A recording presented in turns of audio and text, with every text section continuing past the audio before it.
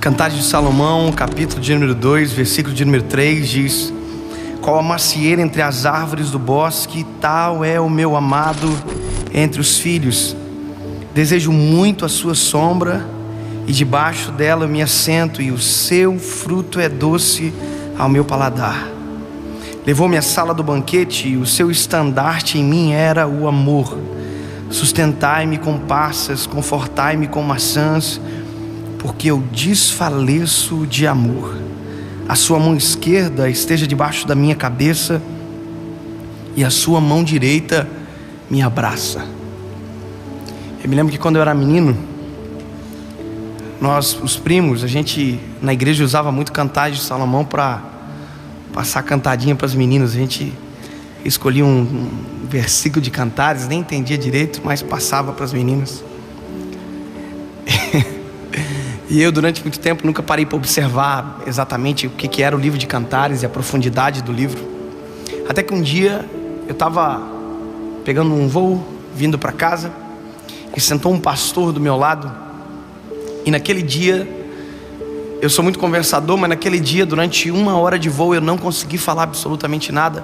E não é porque ele falava demais, é porque eu escolhi não falar. Eu escolhi ouvir. E durante 1 hora aquele homem falou para mim sobre vida com Deus, sobre secretos, sobre intimidade, sobre jejum, sobre oração. Enquanto ele falava para mim, eu dizia dentro de mim: eu vou pregar isso que ele está dizendo para mim. Eu vou pregar essa palavra. E eu me lembro que ele pegou esse texto de Cantares de Salomão, capítulo 2, versículo 3. E quando ele leu o texto para mim, eu falei: uau, eu preciso pregar essa palavra. E quando eu pensei isso no meu coração, que eu precisava pregar essa palavra, eu me lembro que ele disse para mim: pastor Dave, sabe qual que é o nosso problema? É que tudo aquilo que a gente ouve, a gente quer pregar. E eu falei: esse homem leu a minha mente. E eu fiquei com vergonha, e eu disse: como assim? Ele disse: nós temos o problema que tudo que a gente acha que é bonito, a gente que pensa que é para os outros. A gente já quer aplicar para os outros, a gente já quer falar para os outros, a gente prega para todo mundo. E esse é o panorama da nossa geração. A gente fala tudo para os outros. A gente lê um texto e a gente diz: uau, isso aí é excelente para postar no Facebook. A gente procura no Google textos para publicar no Facebook, textos sobre fé, sobre coragem, sobre vida espiritual, sobre vida com Deus, porque a gente sempre quer mostrar para os outros.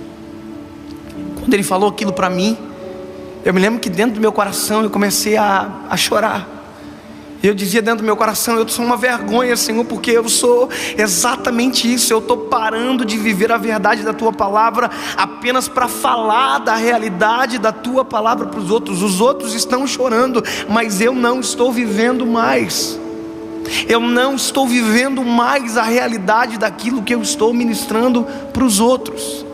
E sabe, é muito visível quando você fala de algo que você não compra, quando você tenta vender algo que você não consome, porque não há verdade quando não há experiência. É muito legal falar de coisas bonitas, mas são extraordinárias as coisas bonitas quando são a nossa prática. Eu me lembro que quando ele foi ministrando no meu coração, falando todas as coisas, falando que ele ficou 21 dias de jejum. Quando ele disse para mim: pastor, eu fiquei 21 dias no jejum, porque o meu filho falou para mim que eu não tinha moral de falar de jejum para ele. Eles são nos Estados Unidos. E o filho dele um dia chegou dizendo que ia fazer o jejum que o filho do amigo, com um amigo dele, estava fazendo no colégio, que era do Ramadã, de 40 dias. Aí ele falou para o filho: filho, você não pode fazer esse jejum. E aí o filho olhou para ele e disse: pai, quem é você para falar para mim de jejum? O meu amigo pode falar, porque os pais dele jejuam, ele jejua, o senhor não. E aquilo arrebentou. E ele disse: então eu jejuei durante 21 dias. E eu escrevi um livro, 21 dias num lugar secreto. À medida que ele falava para mim, a minha vontade era descer daquele avião e ir louco para casa, me fechar no quarto e orar e conversar com Deus e viver aquilo que eu precisava viver. E hoje eu estou ministrando isso para vocês porque eu me escondi dentro de um quarto para descobrir o que isso aqui quer dizer. Sabe, a gente fala de vida com Deus, mas muitas das vezes nós não temos absolutamente nenhuma vida com Deus. É uma geração que diz que Deus é lindo, mas nunca contemplou a grandiosidade da glória dele dentro de um quarto, nunca chorou sem conseguir secar as lágrimas, nunca conseguiu viver aquilo que fala. E é por isso que é tão ralo, é por isso que é tão vazio, é por isso que não conquista ninguém. Agora, quando você fala de algo que você experimentou, a realidade transforma você primeiro. E quando você fala, não são só palavras, são vida fluindo através da nossa boca. Quando eu olhei esse texto, quando a noiva está dizendo para o amado: entre todas as árvores do bosque, tu és o meu amado. Sabe o que é isso? É alguém que tem olhos e vê, alguém que olhou e teve a opção de escolher. Ele olhou tudo, ela olhou tudo, e ela disse: eu sei o que eu quero, e o que eu quero é o meu amado.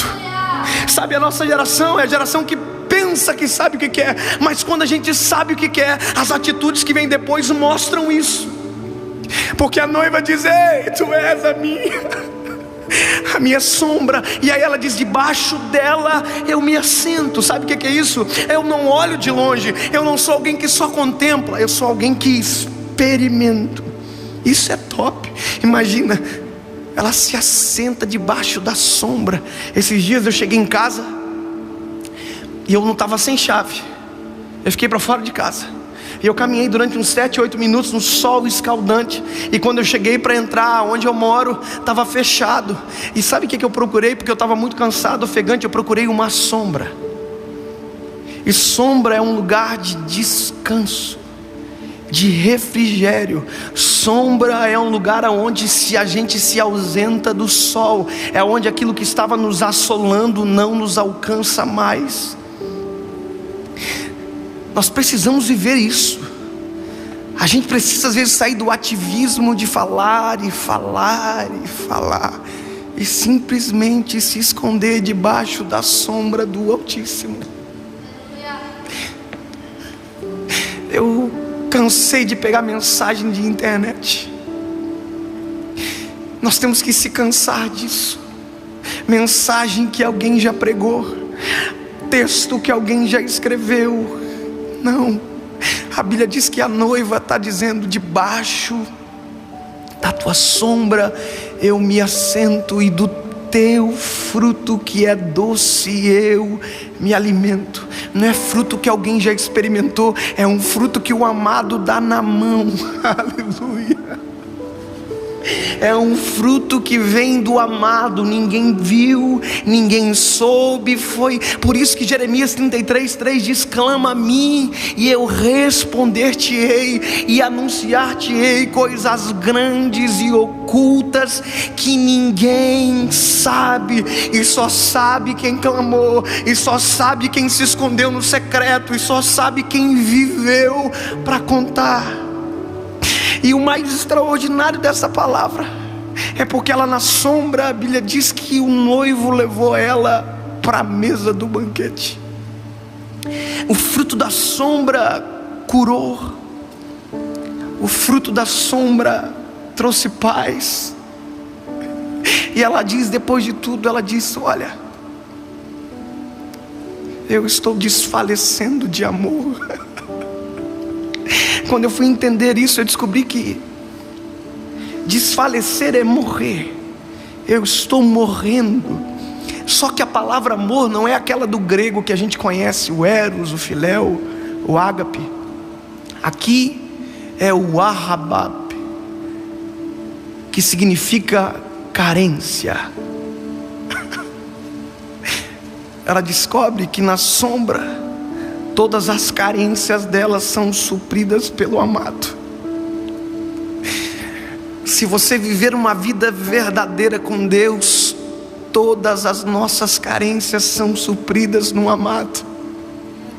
Ele é o único que pode suprir a carência do coração do homem. É por isso que tem gente que tem tudo e no final da vida descobre que na verdade nunca teve nada, porque permaneceu carente até o final. É por isso que a gente ouve histórias de famosos milionários que diziam que eram felizes, no final se suicidaram porque o dinheiro não preenche a carência, as mulheres não preenchem a carência, o sexo não preenche a carência do homem. A única pessoa que preenche o vazio, o eco da alma do homem está aqui. Aí a noiva diz: com a tua mão direita sobre debaixo da minha cabeça, com a tua mão esquerda me abraça. Ela descobriu que na sombra acontece algo que em nenhum outro lugar acontece. Secreto é lugar de intimidade, e nem tudo que a gente recebe vive na intimidade com Ele. A gente precisa contar.